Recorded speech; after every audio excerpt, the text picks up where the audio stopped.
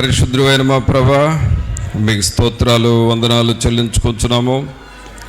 మహోన్నతుడా మా ప్రభువైన యేసు, మిమ్మల్ని స్తుతిస్తూ ఉన్నామయ్యా. మిమ్మలను స్తుతించుటకును, మిమ్మలను గూర్చి పాడి కీర్తించి ఘనపరచుటకును సహాయం చేయండి. మీ కృపలో మమ్మలను బలపరచమని ప్రార్థన చేస్తూ ఉన్నాము. మీరు మాకు ఇచ్చిన ఈ సమయాన్ని బట్టి మీకే స్తోత్రాలు వందనాలు చెల్లిస్తూ ఉన్నాము. కృపామయుడా, దయా సత్య సంపూర్ణుడా, మీకే స్తోత్రాలు వందనాలు చెల్లిస్తూ ఉన్నాము. మీరు ఈ ఆరాధనకు అధ్యక్షత వహించండి. తండ్రిని ఘనపరచుటకును, రక్షకుడైన యేసుక్రీస్తును మహిమపరచుటకును, మేము నాయన పరిశుద్ధాత్మనితో సహవాసము చేయుటకును కృపను దయచేయండి ప్రభా. మా అంతరంగములను మీరు కనికరించండి, మా అంతరంగములను మీరు బలపరచండి. మీ ఆత్మశక్తిని, ఆత్మ పట్టుదలను మాకు మీరు దయచేయండి. ఆత్మ విషయమై తీవ్రత కలిగి ఉండమని చెప్పినారు. అలాగే దేవుని విషయంలో పట్టుదల కలిగి ఉండమని చెప్పినారు. మీ యొద్ద సహనముతో కనిపెట్టమని మీరు చెబుతున్నారు ప్రభా. అట్టి నాయన స్వభావం మాకు మీరు దయచేయండి. తండ్రి అయిన దేవా, మీ సన్నిధిలోనికి వచ్చి మిమ్మల్ని వేడుకొంచున్నాము. మీరు మాకు అధ్యక్షత వహించండి. ఏ రీతిగా మిమ్మల్ని స్తుతించి గణపరచవలనో సమస్త విషయాల్లో మీరే మీ కృపను మాకును మీరు సమృద్ధిగా మీరు దయచేయండి. ఈ ఆవరణమంతా మీ సన్నిధితో నింపండి ప్రభా. పాటలు పాడుచుండగా ఆ పాటల ద్వారా దేవుని యొక్క ఆత్మ మమ్మలను బలపరచునట్లుగాను, మిమ్మలను మహిమపరచువారముగా చేయండి ప్రభా. అలాగే మాలో ఉన్నటువంటి నిర్లక్ష్యము, నిర్లిప్తత సంపూర్ణంగా తొలగిపోనట్లుగా చేయండి. దుష్టుని యొక్క ఆటంకములు మాలో కానీ, ఆవరణంలో కానీ, ఎవరిలో ఎక్కడ ఆటంకములు లేకుండా చేయండి ప్రభా. అడ్డుబండయు అడ్డు గోడలను కూలద్రోయమని ప్రార్థన చేస్తూ ఉన్నాము. మిమ్మలను ఘనపరచుటకు మాలో ఉన్న అభ్యంతరములన్నిటినీ మీరు తొలగించండి. పరిశుద్ధాత్ముడా, మీరు మా మధ్య కదలండి. మీ కొరకు మేము మార్గమును సరళము చేయువారముగా చేయండి నాయన. మీరు మా మధ్య సంచరించున్నట్లుగా మా పరిసరాలను, మమ్ములను పరిశుద్ధపరచమని ప్రార్థన చేస్తూ ఉన్నాం.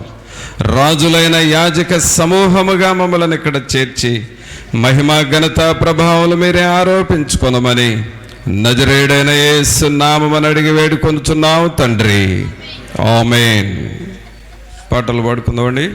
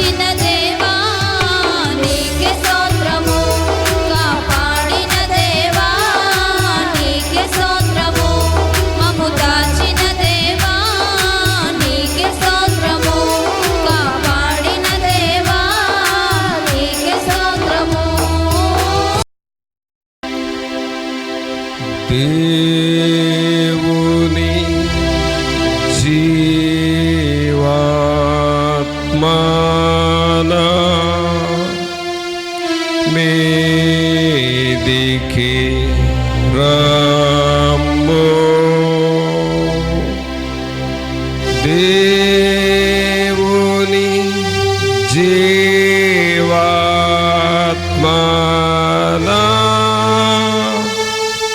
మీదికి రమ్ము వీరాచు వంచు మాలాచు నింపు దేవుని జీవాత్మనా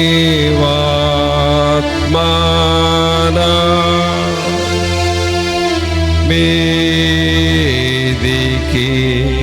రమ్ము.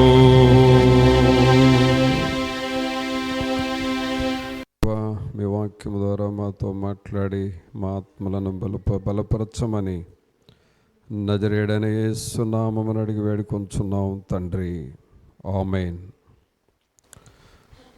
ప్రియులారా, దేవుని వాక్యం చూసుకుందాం. ప్రసంగి గ్రంథము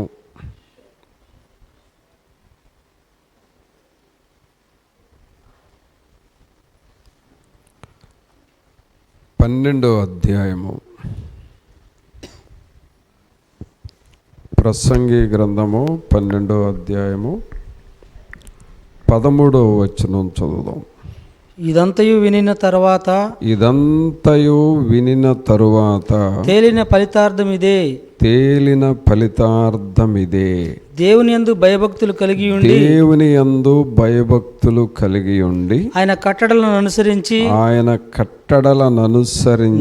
నడుచుచుండవలెను. మానవ కోటికి ఇదియే విధి.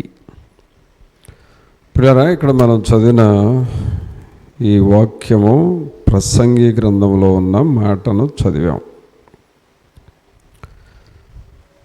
ఈ ప్రసంగి గ్రంథము మరి జ్ఞాని అయిన సొలొమోను గారు రాసిన గ్రంథం ఇది. బైబిల్లో సొలొమోను 3 గ్రంథాలు రాశారు. సామెతల గ్రంథం, ప్రసంగి గ్రంథం, పరమగీతము. ఈ 3 గ్రంథాలు సొలొమోను రాశాడు. వీటితో పాటుగా కీర్తనలు కూడా రాశాడు. కొన్ని కీర్తనలు, సొలొమోను కీర్తనలని కొన్ని కీర్తనలు రాశాడు. 127వ కీర్తన మనం ఎక్కువగా చదువుతూ ఉంటాం. మరి యెహోవా ఇల్లు కట్టని ఎడల దాని కట్టువాని ప్రయాసము వ్యర్థమే అని అలాగూ ఆ వాక్యాలు చదువుతాం. ఆ కీర్తన సొలొమోను గారు రాసిందే. అలాగే ఇంకా కొన్ని కీర్తనలు. కాబట్టి ఈ 3 గ్రంథాలు ప్లస్ కొన్ని కీర్తనలు సొలొమోను గారు రాశాడు. ఈ 3 గ్రంథాల్లో 3 ముఖ్యమైన విషయాలు ఉన్నాయి. మొదటి గ్రంథము ఆయన రాసింది మరి సామెతల గ్రంథంలో ఉండే అంశం ఏంటంటే, సారాంశం ఏంటంటే, మానవ జీవితము ఎలాగూ జీవించాలి, అలాగే జీవితంలో జ్ఞానము సంపాదించుకొని జీవితాన్ని మరి గొప్పగా ఎలాగో మార్చుకోవాలి, కుటుంబాన్ని ఎలా కట్టుకోవాలి, యవ్వన కాలంలో ఎలా జీవించాలి, అలాగే దేవుని కొరకు ఎలాగ బ్రతకాలి, దేవుని కొరకు బ్రతకపోతే ఎలాంటి నష్టాలు వస్తాయి, ఇవన్నీ సామెతల గ్రంథంలో రాశాడు. అందుకని సామెతలు కానీ మనం బాగా చదవగలిగితే అసలు మనం ఎలా బ్రతకాలో కూడా తెలుస్తుంది. ఏం మాట్లాడాలి, ఏం మాట్లాడకూడదు, ఏం చేయాలి, ఏం చేయకూడదు, కుటుంబాన్ని ఎలా కట్టుకోవాలి, కుటుంబాల్లో పొరపాట్లు లేకుండా ఎలా చూసుకోవాలి, అన్నీ కూలంకషంగా ఉన్నాయి సామెతలు. జనరల్గా ఏంటంటే సామెతలు అంటే ఏదో చదివి వదిలేస్తాం, కానీ వాటి సారాంశాన్ని మనం తీసుకుంటే మన జీవితాలకు అవి చాలా ఫలప్రదంగా జయప్రదంగా ఉంటాయి. అయితే ఈ సామెతల గ్రంథంలో మరి సారాంశం అంతా మనం తెలుసుకొని మన జీవితాన్ని బహుగా అభివృద్ధి చేసుకోవచ్చు. అలాంటి గ్రంథము సామెతలు. అందుకనే ఆ సామెతల గ్రంథంలో మొత్తం 31 అధ్యాయం ఉంది. ఈ 31 అధ్యాయము ఒక నెల రోజులకు సరిపోయే పోర్షన్. 31 రోజులకి 31 అధ్యాయాలు. అందుకని సామెతల గ్రంథాన్ని రోజుకొక అధ్యాయమైనా చదవాలంట. రోజుకొక అధ్యాయం. అది కూడా మరి డేట్లు వైజ్గా చదివితే గుర్తుంటుంది. ఇవాళ తారీఖు ఎంత? ఇవాళ తారీఖు 24 అధ్యాయం చదవాలి, అంటే గుర్తుండటం కోసం. రేపు 25వ తారీఖు 25వ అధ్యాయం చదవాలి. అలా ఆ డేట్ ప్రకారం ఆ అధ్యాయాన్ని చదివి ప్రార్థన చేస్తే చాలా జ్ఞానము మనకు వస్తుంది. అది సామెతల యొక్క సారాంశం. రెండవ గ్రంథం ఏంటంటే ప్రసంగి. ఈ ప్రసంగి గ్రంథంలో చాలా అమూల్యమైన విషయాలు రాశాడు. 12 అధ్యాయాలే కానీ 12 కాలాల చరిత్ర ఉంది ప్రసంగిలో. అసలు ఈ సృష్టి ఏమిటి, ఈ సృష్టి ద్వారా మనమేంటి, మనకి ఈ సృష్టి ఎంతవరకు ఉపయోగపడుతుంది, అలాగే మన జీవితంలో ఏమేం చేస్తున్నాం, అన్నీ చాలా కూలంకషంగా రాసి ఉంది. మనం ఏముందలే అని అనుకుంటాం, కానీ ప్రతి వచనం కూడా చాలా విలువైనది. జాగ్రత్తగా చూస్తే అసలు మనం ఎక్కడి నుంచి వచ్చాము, ఎలా బ్రతుకుతున్నాం, ఆ తర్వాత మన జీవితం ఏం కాబోతుంది, అన్నీ ఉన్నాయి. అన్నీ చెప్పాడు. ఈ సృష్టి తర్వాత ఈ సృష్టిలో ఉన్న మొక్కలు, వాటి ఉపయోగాలు, సృష్టిలో ఉన్న జంతువులు, వాటి ఉపయోగాలు, అలాగే మనుషుల్లో బుద్ధిహీనులు ఉంటారు, బుద్ధిమంతులు ఉంటారు, వారి పనులు ఎలా ఉంటాయి, అన్నీ చక్కగా వివరించాడు. అన్నీ చక్కగా వివరించాడు. తర్వాత మన జీవితం ఏంటి, మనం అసలు ఎలా బ్రతుకుతున్నాం, బ్రతికిన తర్వాత ఏమైపోతాం. కొంతమంది డబ్బు సంపాదిస్తారు, వాళ్ళు చనిపోతారు. కొంతమంది పేరు ప్రఖ్యాతులు సంపాదిస్తారు, వాళ్ళు చనిపోతారు. కొంతమంది దేశాలని ఏళ్తారు, వాళ్ళు చనిపోతారు. కాబట్టి ఎవరైనా ఎంత సంపాదించినా, ఏది సాధించినా చివరికి అంతా వదిలిపెట్టి వెళ్ళాల్సిందే. అందుకని చివరికి ఆయన ఏమంటాడంటే, ఇక జీవితంలో ఎన్నన్నా చెయ్యి, ఏమన్నా అనుభవించు, ఇదంతా వ్యర్థము అని అంటాడు. వ్యర్థము, వ్యర్థము, సమస్తము వ్యర్థము అంటాడు.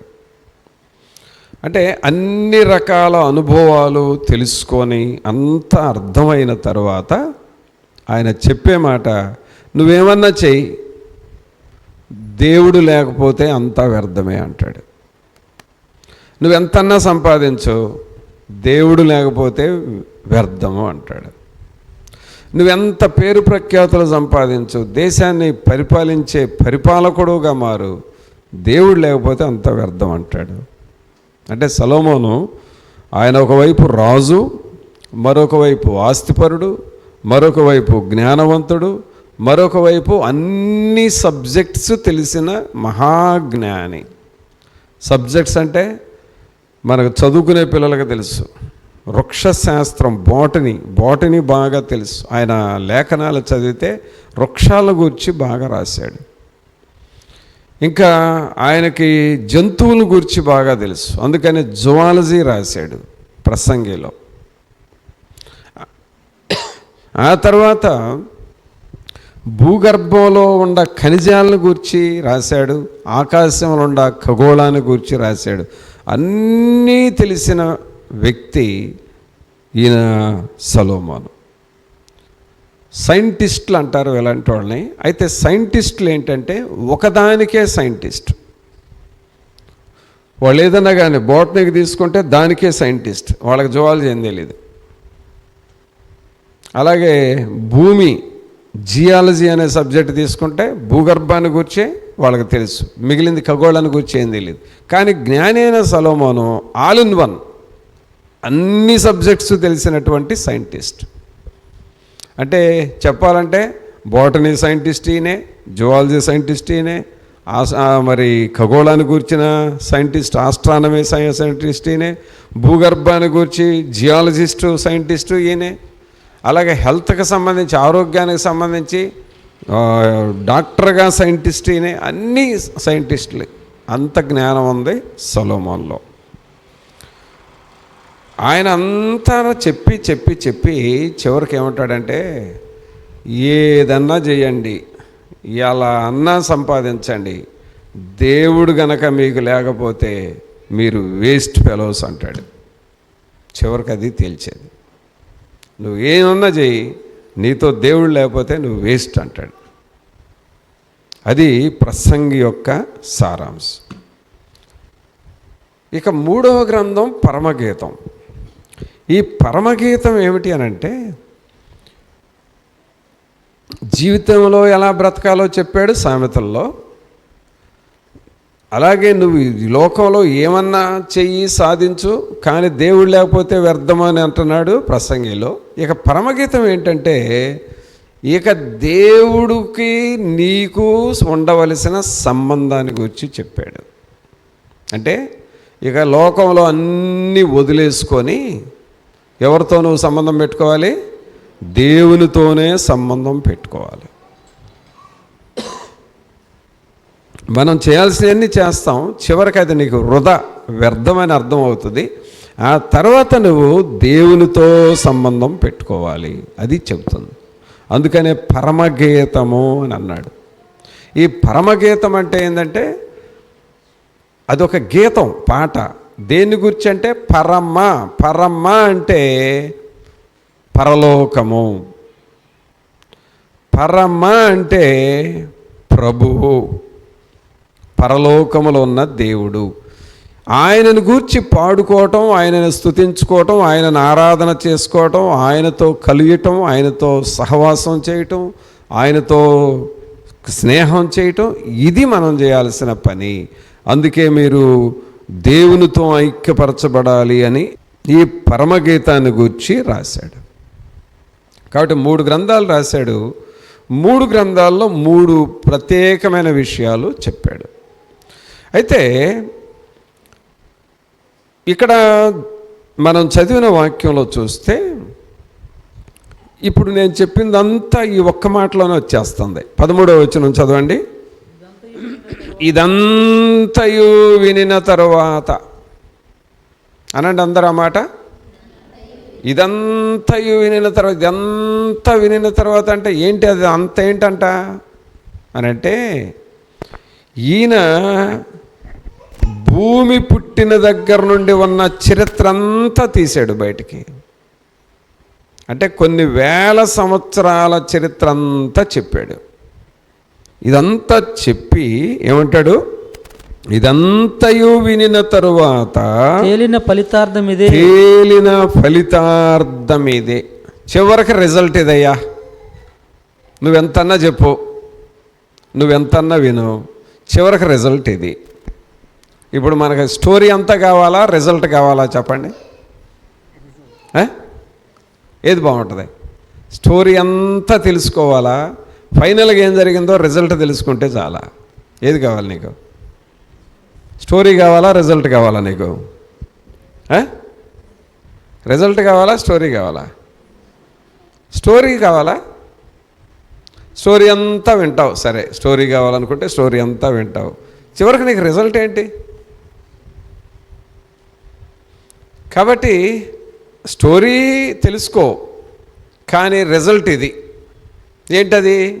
ఇదంతయు వినిన తరువాత తేలిన ఫలితార్థం ఇదే, తేలిన ఫలితార్థం ఇదే, దేవుని యందు భయభక్తులు కలిగి ఉండి భయభక్తులు కలిగి ఉండి. అది ఇక్కడ ఆపుతున్నాడు. ఇక బాబు నువ్వేమన్నా చేయనాయన, నువ్వు సంపాదించుకో, పేరు ప్రఖ్యాతులు సంపాదించుకో, డబ్బు సంపాదించుకో, ఉద్యోగాలు సంపాదించుకో, పొలాలు వేసుకో, పంటలు పండించుకో, కొట్లు నింపుకో, బాగా తిను త్రాగు సుఖించు, నువ్వు ఏమన్నా చేయనాయనా, ఫలితం ఏంటంటే దేవుని యందు భయభక్తులు కలిగి ఉండటం చాలా అవసరం.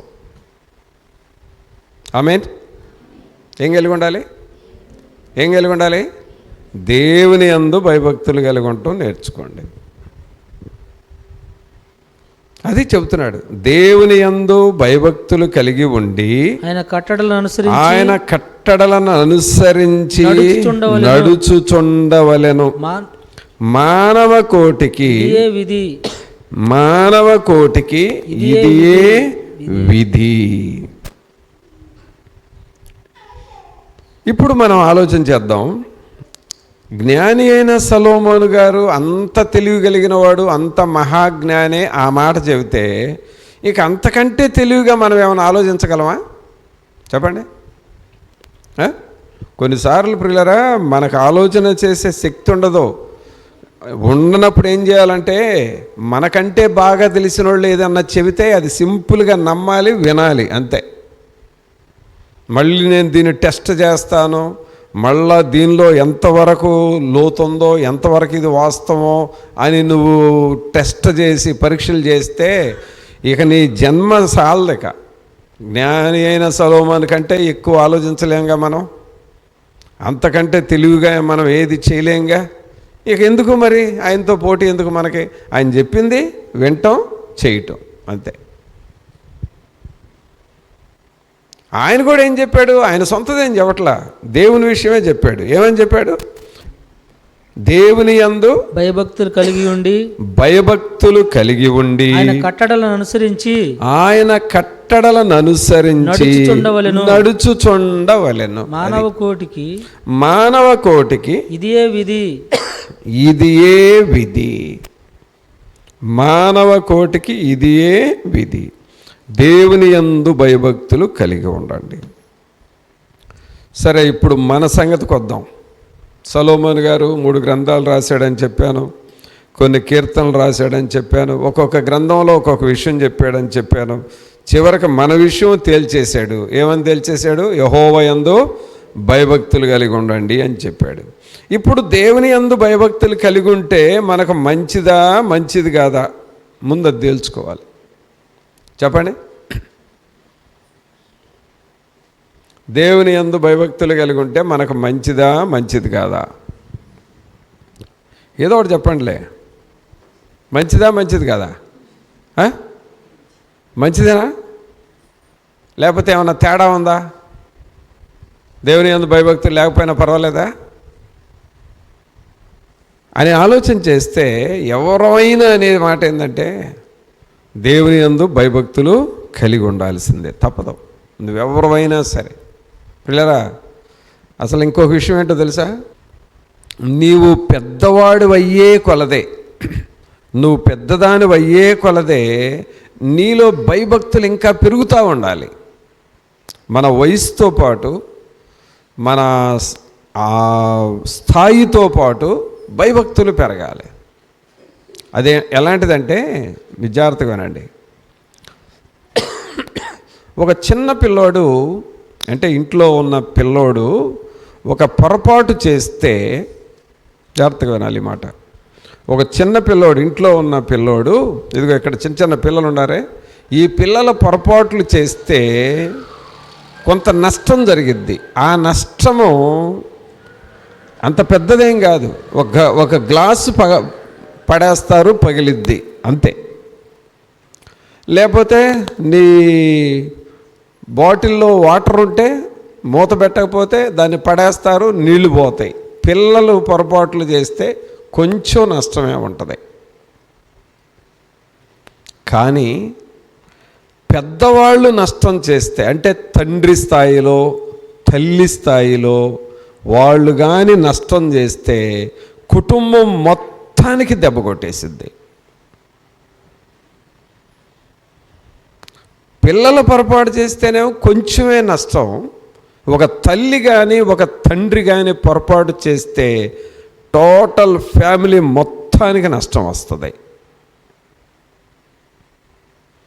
తర్వాత మన గ్రామాన్ని పరిపాలించే ప్రెసిడెంట్ ఉన్నాడనుకోండి, ఆయన పొరపాటు చేస్తే గ్రామం మొత్తానికి ఏదో ఒక నష్టం జరిగిద్ది.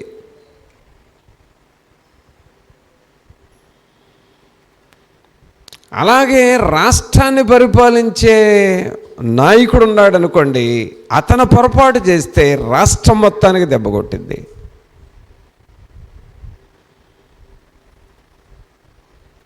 అలాగే సంఘాన్ని నడిపించే దేవుని సేవకుడు ఉండి ఆయన పొరపాటు చేస్తే సంఘం మొత్తానికి దెబ్బ కొట్టేసిద్ది.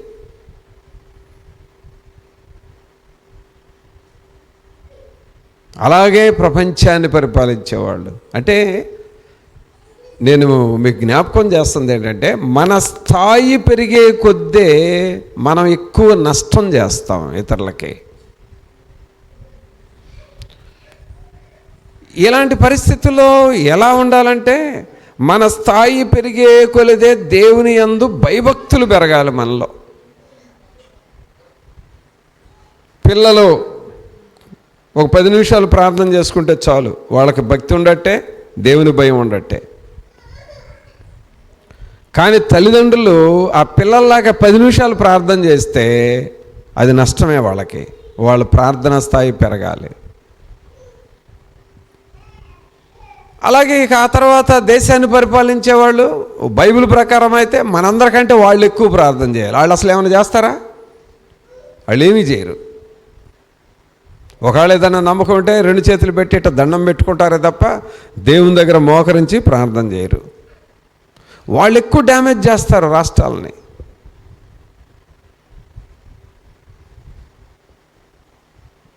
అందుకని దేవుని యందు భయభక్తులు కలిగి ఉంటే మనకే మేలది. మన కుటుంబానికి మేలు, మన సంఘానికి మేలు, మన సేవకు మేలు, మన దగ్గరుండే సహోదరులందరికీ మేలు జరుగుతుంది. అందుకని మనం దేవుని యందు భయభక్తులు కలిగి ఉండాలి. ఈ దేవుని యందు భయభక్తులు కలిగి ఉండటం అంటే ఏం జరుగుతుందంటే, ఒక అర్థవంతమైన జీవితం దేవుడు నీకు ఇస్తాడు. ఏ జీవితం అది? అర్థవంతమైన జీవితం. ఇప్పుడు నేను అక్కడ ప్రార్థన కూటం చేసి వాక్యం చెప్పి వస్తున్నా. సరే, ఒక సహోదరి అంది, అన్నా మా ఆయనకి నీ చేత ప్రార్థన చేయించాలని ఎప్పటి నుంచో అనుకుంటున్నానన్నా, కానీ మీరు వచ్చి ఇక్కడ వాక్యం చెప్పి మాకు ప్రార్థన చేసే టైంలో ఆయన అసలు దొరకట్లేదన్నా అని అన్నాడు. ఎందుకు దొరకడమ్మా అంటే, ఆయన ఉండడన్నా, ఆయన పరిస్థితి అది, ఆయన జీవితం అది. సరే నేను అన్నాను, సరే ఇప్పుడు నేను ఇక్కడే ఉంటాను, ప్రార్థన చేస్తుంటాను, నువ్వు వెళ్ళి చూసిరాపో, ఉంటే నేను రమ్మనని చెప్పి తీసుకున్నా. ఆమె ఏం చేసిందో తెలుసా? ఇంట్లోకి వెళ్ళింది, లేడు. ప్రక్కంటి వాళ్ళ దగ్గరికి వెళ్ళింది, లేడు. ఆ ప్రక్కంటి బజార్కి వెళ్ళింది, లేదు. అన్నీ ఎక్కడ ఉన్నాడు ఆ ఏరియా అంతా గాలించి వచ్చింది. ఈ లోపు నేను మందిరంలో నుండి ఇక అంతా ప్రార్థన చేసి ఇక్కడ టైం అవుతుందని ఇంట్లో మందిరంలో నుండి బయటకు వస్తాను. అప్పుడు నాకు ఎదురైంది. ఏమ్మా అంటే, అన్న ఈ ఏరియా అంతా తిరిగి నన్ను ఎక్కడ లేడన్నా అంటుంది. తర్వాత ఏమంటుంది, ఇంతేనన్నా ఈయన, ఇంతే నా పరిస్థితి ఇంతే, ఆయన అంతే. ఏం జీవితం ఈ జీవితం అంటే సయీసారం లేని జీవితం బతుకుతున్నారు. ఏం జీవితం ఈ జీవితాలు? సయీసారం లేని జీవితాలు.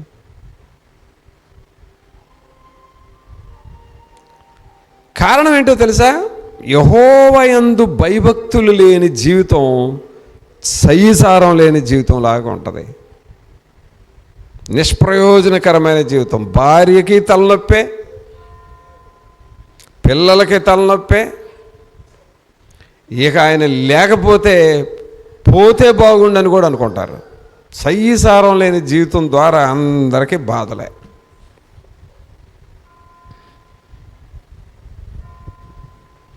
అందుకని ఇక్కడ జ్ఞాని అయిన సొలొమోను అన్నాడు, మీరు యెహోవా యందు భయభక్తులు కలిగి ఉండండి. భయభక్తులు కలిగి ఉంటే ఏమవుతుందంటే నీ జీవితానికి ఒక అర్థం వస్తుంది, పరమార్థం ఉంటుంది, అర్థవంతమైన జీవితం నీలోనికి వస్తుంది.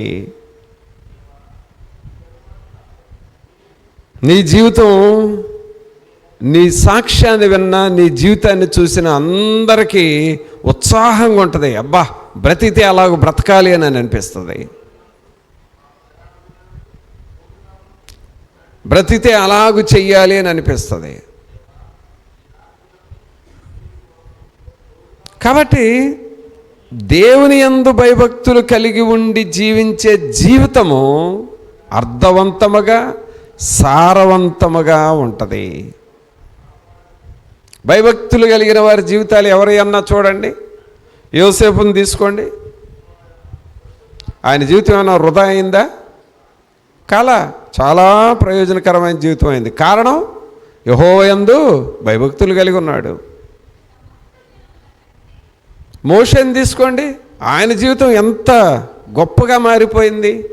ఎందుకు అట్లా మారింది? యెహోవా యందు భయభక్తులు కలిగి ఉన్నాడు. ఇలాగ ఒక్కొక్కరిని, దానియేలును తీసుకున్నా, ఎవరిని తీసుకున్నా వాళ్ళ జీవితాలు శ్రేష్టమైనవిగా మారినాయి. కారణము యెహోవా యందు భయభక్తులు కలిగి ఉన్నారు. ఈ రోజున భయభక్తులు అంటే అస్సలు లెక్క లేకుండా పోయిందండి. మరి ముఖ్యంగా యవనస్తులు, వీళ్ళకేంటో ఆ జుట్టు కాస్త పెరిగితే ఆ జుట్టు ఈ సైడు అంటే ఈ చెవి దాకా వస్తే చాలు వాళ్ళకి. అర్థమైందా? ఈ జుట్టు పెరిగి ఇట్ట వాలి ఈ చెవి దాకా, ఈ సైడ్ ఉండ జుట్టు పెరిగి ఈ చెవి దాకా వస్తే చాలు. వాడు ఒక్కసారి ఎట్లా అంటే ఏందో వాడు అహంభావం, నేను చెల్లెదో పెద్ద గొప్పవాడు అనుకుంటాడు. మళ్ళీ ఒక్కసారి ఇది ఇట్లా పెడతాడు, ఎట్లా పెట్టి ఎట్లా అని ఎట్లా అంటాడు. ఇక వాడికి అప్పటికే స్టిల్స్ మారిపోతాయి.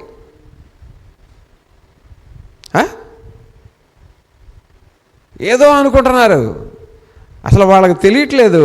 సైతాను వాళ్ళ జీవితాలని పాడు చేస్తుందన్న సంగతి వాళ్ళకి తెలియదు.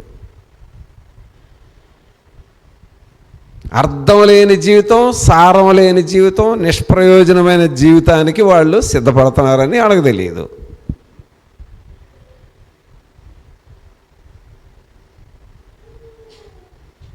మొన్న నేను కారు వేసుకొని వేరే ఊరు వెళితే దేవుని పని మీద, నేను ప్రక్కనే కూర్చున్నా, వేరే సహోదరుడు నడుపుతున్నాడు. అంతా ఒక 20-25 సంవత్సరాల మధ్యలో ఉండే యవనస్తుల గుంపు రోడ్డు మీద ఉంది. వాళ్ళ బళ్ళన్నీ ఇటువైపు పెట్టారు, ఇటువైపు పెట్టారు. వాళ్ళ ఆటోలో ఇటువైపు పెట్టారు, ఇటువైపు పెట్టారు. చివరికి ఆ రోడ్ని ఎంత చేసేసారంటే అసలు బండి పోవటానికి వీలు లేకుండా చేసేసారు. వాళ్ళు బాయ్ ఆ బండి కాస్త తీయండి, ఆ ప్రక్క మాట ఎట్లా కట్ట పోనీ అన్నా, ఎట్లా కట్ట పోనీ అన్నా, మాత్రం నడపలేవా డ్రైవర్వి, ఎట్లా కట్ట పోనీ, ఏంది మేము తీసేది, నువ్వు పోయేది ఏంది, ఈ రటమతంగా మాట్లాడుతున్నారు తప్ప అసలు ఖాళీ లేదు కదరా, కొంచెమన్నా బండి అడుగుతా, ఎట్లా కట్ట పోనీ అన్న, మేము తీస్తే నువ్వు పోయేది ఏందన్నా.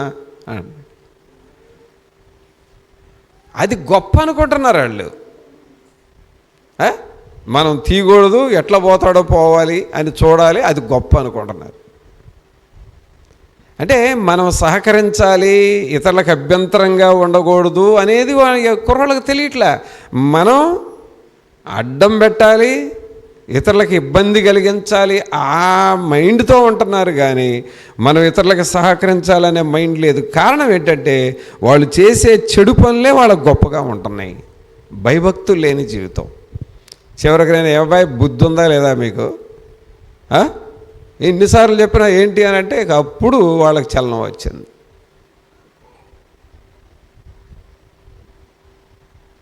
వాళ్ళు ఏమనుకుంటారు, మేము కుర్రోళమే, ఒకళ్ళ మాట మేము వినేది ఏంటి.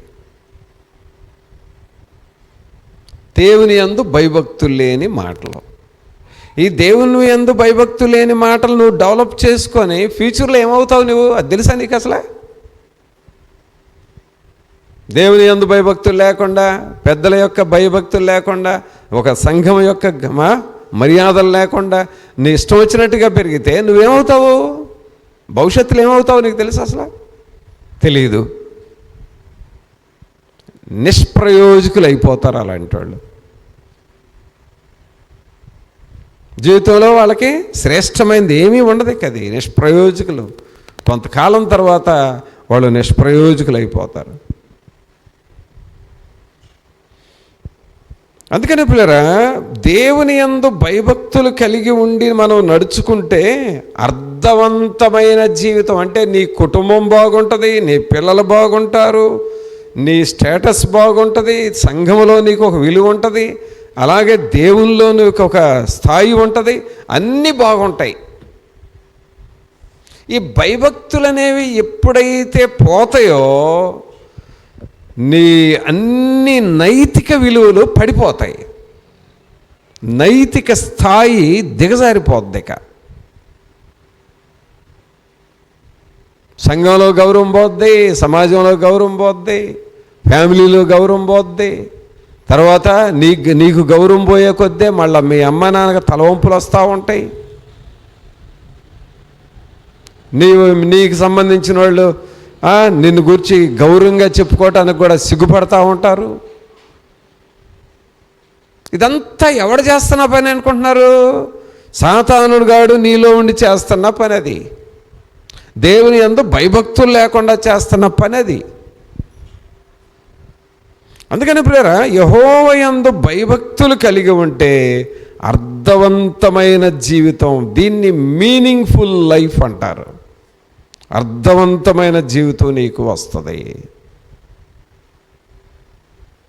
బ్రతికితే అలాంటి బ్రతకాలంటారే, అది అలాంటి జీవితం వస్తుంది నీకు. తర్వాత దేవుని యందు భయభక్తులు కలిగి ఉండటం అంటే ఏంటో చూద్దాం. ద్వితీయోపదేశకాండం తీయండి. ద్వితీయోపదేశకాండము 10వ అధ్యాయము 12వ వచనం నుండి చూడండి. కాబట్టి ఇశ్రాయేలు నీ దేవుడైన యెహోవాకు భయపడి ఆయన మార్గములన్నిటిలో నడుచుచు ఆయనను ప్రేమించి నీ దేవుడైన యెహోవాను పూర్ణ మనసుతోను నీ పూర్ణ ఆత్మతోను సేవించి నీ మేలు కొరకు నేడు నేను నీకాజ్ఞాపించు యెహోవా ఆజ్ఞలను కట్టడలను అనుసరించి నడుచుకొందునను మాట కాక నీ దేవుడైన యెహోవా నిన్ను మరి ఏమి అడుగుచున్నాడు? చూసారా, దేవుని యందు భయభక్తులు కలిగి ఉండండి అయ్యా అని చెప్పేది ఎందుకు అనుకుంటున్నారు? కొంతమంది ప్రార్థనకు రారు, ఆదివారం ప్రార్థనకు రారు. వాళ్ళు కనపడేటప్పుడు, ఏం సహోదరుడా మొన్న ఆదివారం ప్రార్థనకి ఎక్కడికి పోయావు ప్రార్థనకు రాకుండా? ఎందుకు వెనకబడిపోతున్నావు అని హెచ్చరించేది ఎందుకు అనుకుంటున్నారు? నీ మేలు కోసం. అది అడిగే వాళ్ళకేమీ ఉద్ధరించవు నువ్వు, నీ మేలు కోసమే అడిగేది. ఏమా పోయిన వారం ఎందుకు వెనకబడిపోయావు? ఎందుకు ప్రార్థన చేయలేకపోతున్నావు? మొన్న ఉపవాసకోటాలు జరిగినాయి కదా, ఎందుకు రాలేకపోయావు అని నిన్ను హెచ్చరించేది నీ మేలు కోసం. అది ఆ హెచ్చరిక కూడా లేకపోతే తుప్పు పడతావు, నువ్వు తుప్పు పెట్టిపోతావు, ఎందుకు పనికిరావేక. అందుకనే నిన్ను దేవుని సేవకుడో లేకపోతే ఎవరో ఒకళ్ళు దేవుడు ప్రేరేపించి నిన్ను హెచ్చరిస్తూ ఉంటారు, నిన్ను ప్రేరేపిస్తూ ఉంటారు. చూసారా? అందుకని అక్కడ ఏం చదువుతున్నాం? 13వ వచనం, నీ మేలు కొరకు నేడు నేను నీకు ఆజ్ఞాపించు యెహోవా ఆజ్ఞలను కట్టడలను అనుసరించి నడుచుకొందునను మాట కాక నీ దేవుడైన యెహోవా నిన్ను మరి ఏమి అడుగుచున్నాడు? చూసారా? అంటే దేవుని యందు భయభక్తులు కలిగి ఉండటం అనేది నీ మేలు కొరకు. అందరూ చెప్పండి, దేవుని యందు భయభక్తులు కలిగి ఉండటము నా మేలు కొరకు. అందరూ చెప్పండి. దేవుని యందు భయభక్తులు కలిగి ఉండటము నా మేలు కోసం, నా కుటుంబం మేలు కోసం.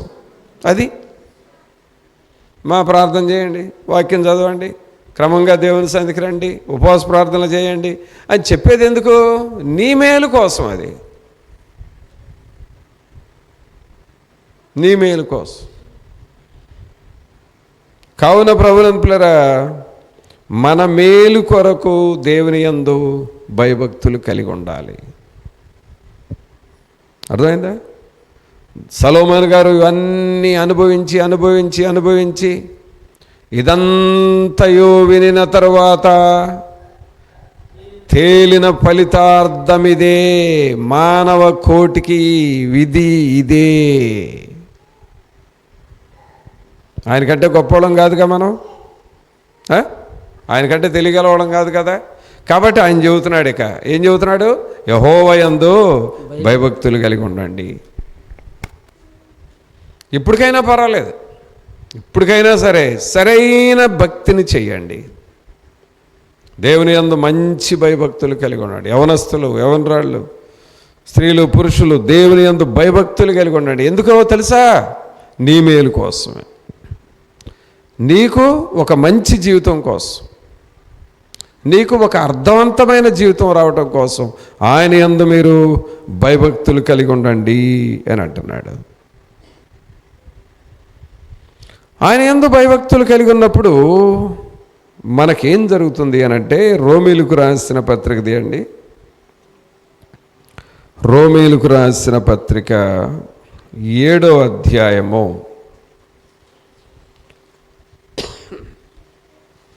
రోమీలకు రాసిన పత్రిక 7వ అధ్యాయము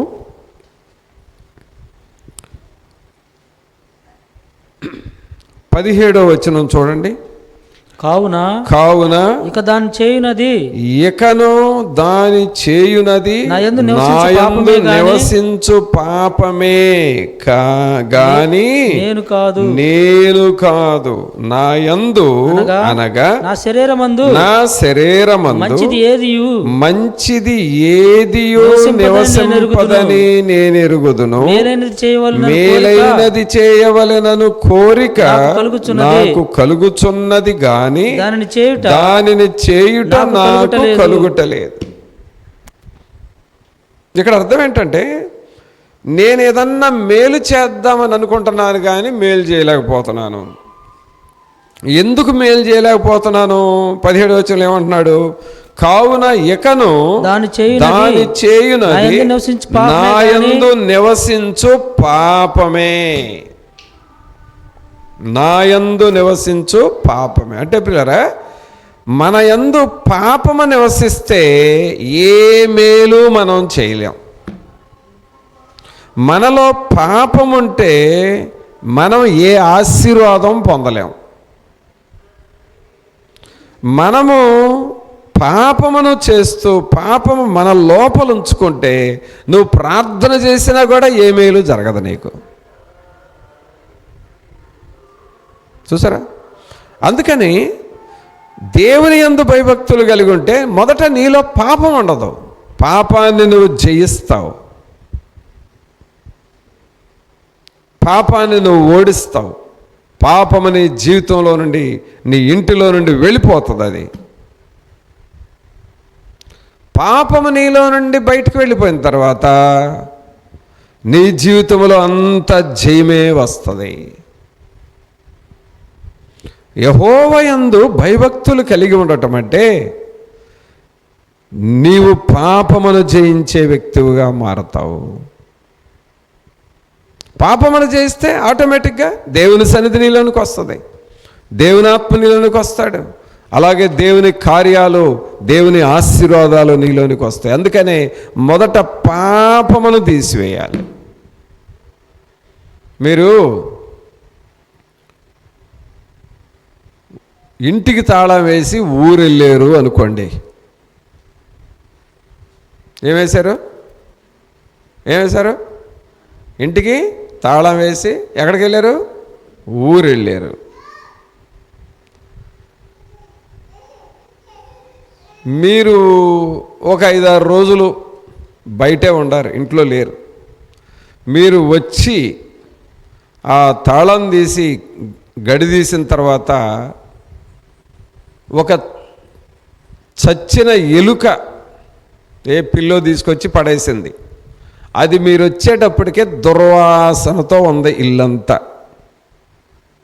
ఫస్ట్ మీరు చేసే పని ఏంటి? ఫస్ట్ మీరు చేసే పని, ఇంట్లోకి వచ్చారు, తాళం తీశారు, ఇంట్లోకి వచ్చారు, ఫస్ట్ మీరు చేసే పని ఏంటి? ఉంటే ఉండలేమ్మా, మేము లేకపోయినా నువ్వు ఉండవు కదా ఈ 4 రోజులు, సరే ఉండమ్మా అని నువ్వు ప్రక్కన ఉంటావా? ఏం చేస్తావు? ఫస్ట్ దాన్ని తీసేస్తావు, దాని పురుగులు నేరేస్తావు, కాల్చేస్తావు, డెటాల్ వేస్తావు, కడుగుతావు, శుభ్రం చేస్తావు, ఆ తర్వాతే నువ్వు ఇంట్లో ఉంటావు. అలాగే పిల్లరా, మనలో పాపము నివసిస్తే అన్ని రకాలుగా మనం నష్టపోతాం. అందుకని మొట్టమొదట మనం చేయాల్సిందంటే పాపమును తీసేసేయాలి. పాపము, పాపపు మాటలు, పాపపు చూపులు, పాపపు ఆలోచనలు, పాపపు క్రియలు, పాప స్వభావం, ఇవన్నీ నీలో నుండి తీసేసుకోవాలి. మొదట నీ జీవితము శ్రేష్టమైనదిగా మారాలంటే నీ హృదయంలో ఉన్న పాపాన్ని మొదట తీసేసుకోవాలి. అసలు దేవుడు ఇష్టపడనిది ఏమిటంటే పాపమే. మానవుడు ఇష్టపడేది ఏంటంటే పాపం. చూడండి, ఇక్కడ 2 యాంటీ. దేవునికేమో పాపం అంటే ఇష్టం ఉండదు, కానీ మానవుడికి పాపం అంటే ఇష్టం. అక్కడ నువ్వు చాలా లాస్ అయిపోతున్నావు. దేవునికి ఇష్టమైందే నీకు ఇష్టమైతే, దేవునికి పాపం అంటే ఇష్టం లేదు, నీవు కూడా పాపం అంటే ఇష్టపడకుండా పాపం నీలో నుండి తీసివేసుకుంటే దేవుని ఆశీర్వాదాలు నీ జీవితంలోనికి వస్తాయి. ఆమేన్. అందుకని పిల్లరా, ఎక్కడికక్కడే చచ్చిన ఎలుకని ఇంట్లో నుండి ఎలా తీసి పారేసావో నీ జీవితంలో పాపము, పాపపు ఆలోచనలు, పాపపు స్వభావం ఎప్పటికప్పుడే నువ్వు తీసేసుకోవాలి. ఈ మధ్య చాలామంది పిల్లరా రకరకాల రోగాలు, రకరకాల శోధనలోకి వెళ్ళిపోతున్నారు. విచిత్రమైన రోగాలు, విచిత్రమైనటువంటి పరిస్థితులు వస్తున్నాయి. ఉన్నట్లుగానే ఉంటున్నారు, తిరిగినట్టుగానే తిరుగుతున్నారు, ఇబ్బందిగా మనుషులు బాగానే ఉన్నట్టుకుంటున్నారు, సడన్గా ఇది అయిపోతున్నారు. ఏమిటి, ఎందుకు ఇలా జరుగుతుందంటే పాపము వారిలో ఉండి అలా చేస్తుంది. పాపం ఏం చేస్తుందో తెలుసండి? పాప స్వభావంతో ఉంటే నీవు చేసే ఆ పైర్లు కూడా అణిచివేయబడతా ఉంటాయి. పాపము నీలో ఉంటే నీ జీవితం వర్ధిల్లాల్సిన జీవితం, ఎక్కడో ఎదిగి ఉండాల్సిన నీ జీవితం అణిచివేయబడి గిడసబారిపోయి ఉంటావు. ఎదుగుదల కనపడదు. కారణము లోపలేముంది? పాపం ఉంది. సొలొమోను గారు అంటున్నాడు, బాబు నీ జీవితం మొత్తం నువ్వు ఎంతన్నా ఎలాంటి బ్రతుకన్నా బ్రతుకు, చివరకు నువ్వు యెహోవా యందు భయభక్తులు కలిగి ఉండయా. ఇదే మానవ కోటికి విధి. ఆ భయభక్తులు నీకేం చేస్తున్నాయి? నీకు మేలు చేస్తాయి. ఆ భయభక్తులు నీకేం చేస్తున్నాయంటే నీలో ఉన్న పాపాన్ని తీసివేస్తాయి. పాపం పోయింది అనంటే ఆటోమేటిక్గా పుణ్యం వచ్చినట్టే. పుణ్యం అంటే ఏంటి? బ్లెస్సింగ్, దేవుని ఆశీర్వాదాలు వస్తాయి. అందుకనే మనం ఎప్పటికప్పుడు దేవుని సన్నిధిని కలిగి ఉండటం కోసం అడగాలి. ఇది చాలా ప్రాముఖ్యమైన విషయం. ఇంకా ఈ యెహోవా యందు భయభక్తులు కలిగి ఉండటం అంటే ఏంటో చూద్దాం. దేవుని వాక్యంలో 1 యోహోను తీయండి. 1 యోహోను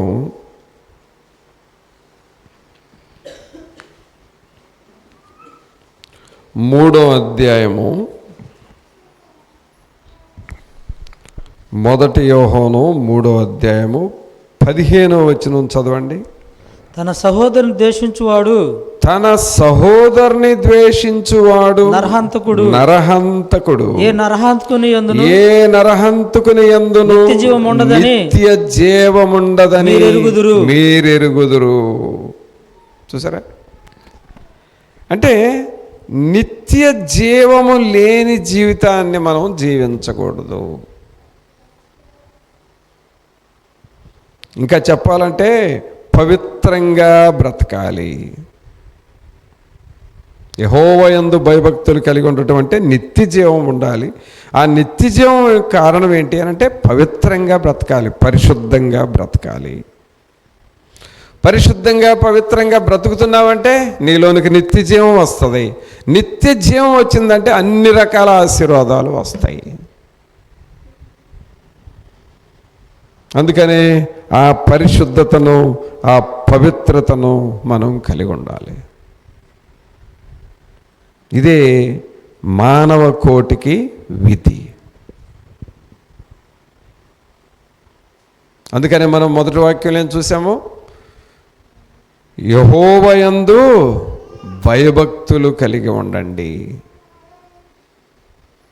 ఈ దేవుని యందు భయభక్తులు కలిగి ఉన్న వారిని దేవుడు ఇంకా ఏ స్థాయికి లేపుతాడు అని అంటే తారాస్థాయి అని అంటారు. చూడండి, ఏ స్థాయి అది? తారాస్థాయి. అంటే ఇక అది ఉన్నతమైన స్థాయి. ఆ స్థాయికి లేపుతాడండి. చూడండి దేవుని వాక్యంలో మత్తయి సువార్త 28వ అధ్యాయము. మత్తయి సువార్త 28వ అధ్యాయము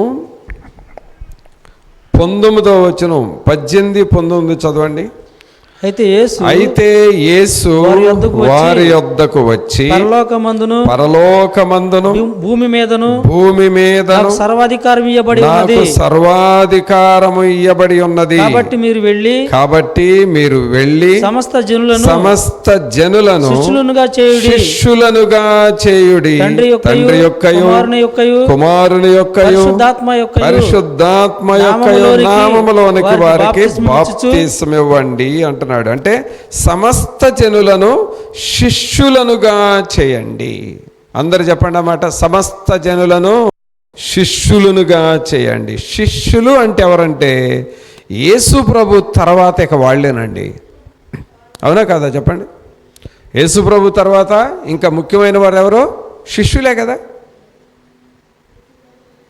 యేసు ప్రభు తర్వాత ప్రాముఖ్యమైన వ్యక్తులు ఎవరైనంటే శిష్యులు, అపోస్తలులు. అంటే నేను ఇందాక చెప్పానే తారాస్థాయికి దేవుడు నిన్ను పెంచుతాడని, అది అలాంటి స్థాయికి తీసుకెళ్తున్నాడు. అందుకనే దేవుని యందు నువ్వు భయభక్తులు కలిగి ఉంటే దేవుడు నీ స్థాయిని కూడా పెంచుతాడు. అందుకనే మొదటి వాక్యం ఉంది అండి, ప్రసంగి గ్రంథం. సొలొమోను గారు ఆయన అనుభవం అంతా క్రోడీకరించి రాసిన మాటను మనం చదివాం. ప్రసంగి గ్రంథము 12వ అధ్యాయము 13వ వచనం. ఇదంతయు వినిన తరువాత తేలిన ఫలితార్థం ఇదే, దేవుని యందు భయభక్తులు కలిగి ఉండి ఆయన కట్టడలను అనుసరించి నడుచుచుండవలెను. మానవ కోటికి ఇది ఏ విధి. మరి అలాగ మనం సిద్ధపడుతున్నామా పిల్లరా? దేవుని యందు భయభక్తులు కలిగి ఉంటున్నామా? ఆ భయభక్తులు కలిగి ఉండి దేవుని ఆశీర్వాదాలు మనం పొందుకోవడానికి సిద్ధపడుతున్నామా? ప్రార్థన చేసుకుందాం. ఒక్క నిమిషం మన హృదయాలను మనం పరీక్షించుకుంటూ, ప్రభా మీ యందు భయభక్తులు కలిగి మీ ఆశీర్వాదాల కొరకు మేము సిద్ధపడాలి ప్రభా, అట్టివారిగా మమ్ములను చేయండి అని నువ్వు ప్రభువుని అడుగుతావా? పరిశుద్ధాత్మ దేవుడా, మీ వైపు చూస్తూ ఉన్నాము. మీ సన్నిధిని, మీ ఆత్మ సహాయము, మీ కృప, మీ కాపుదల మాకివ్వండి నాయనా అని నువ్వు అడుగుతావా? అందరము రెండు చేతులు దేవుని వైపు చూపిస్తూ పరిశుద్ధాత్మ దేవుణ్ణి వేడుకుందాము, అడుగుదాము. ప్రభా మీ కృపలో బలపరచండి, మీ సన్నిధిని, మీ ఆత్మ సహాయమును మాకు మీరు ఇవ్వండి నాయనా. నజరేయుడా మిమ్మల్ని స్తుతిస్తున్నాము. దేవుని జీవాత్మ మీకు స్తుతులు, స్తోత్రాలు, వందనాలు ప్రభా. మీ కృపలో బలపరచండి. దేవుని యందు భయభక్తులు కలిగిన వారుగా మమ్మలను చేయండి అయ్యా. మీ యందు భయభక్తులు కలిగి మీ కొరకు జీవించు వారముగా చేయండి అని మనం ప్రభువుని అడుగుదామా? పరిశుద్ధమైన మా ప్రభా, మీకు స్తుతులు స్తోత్రాలు వందనాలు చెల్లిస్తూ ఉన్నాము. ఇదంతయు వినిన తరువాత తేలిన ఫలితార్థం ఇదే అని సొలొమోను రాశాడు. అవును ప్రభా, ఈ లోకంలో మేము ఏది విన్నా, ఏది చూసినా, ఏది చేసినా అన్నిటి తర్వాత మేము చేయాల్సిన పని ఒకటి, మీ యందు భయభక్తులు కలిగి ఉండాలి ప్రభా. ఎందుకు అని ప్రశ్నిస్తే అది మా మేలు కోసం, ఎందుకు అని మేము అడిగితే అది మా క్షేమము కోసం, ఎందుకు అని మేము ప్రశ్నిస్తే అది మా జీవితం యొక్క స్థాయిని ఉన్నతముగా పెంచడం కోసమే కదా, పరలోకానికి చేరటమే కదా. కావున ప్రభా, మీ యందు భయభక్తులు కలిగిన జీవితాలు మాకు మీరు దయచేయండి. మీ సన్నిధిని, మీ ఆత్మశక్తి, మీ కాపుదల మాతో ఉంచి మీరే మీ కృపలో నడిపించి బలపరచమని నజరేయుడైన యేసు నామమున అడిగి వేడుకొనుచున్నాము తండ్రి. ఆమేన్. మన తండ్రి అయిన దేవుని ప్రేమ, కుమారుని కృప, పరిశుద్ధాత్మని యొక్క సన్నిధి ఇప్పుడు నెల్లప్పుడు మనందరికి తోడుగా ఉండి సహాయము చేయనుగాక. ఆమేన్.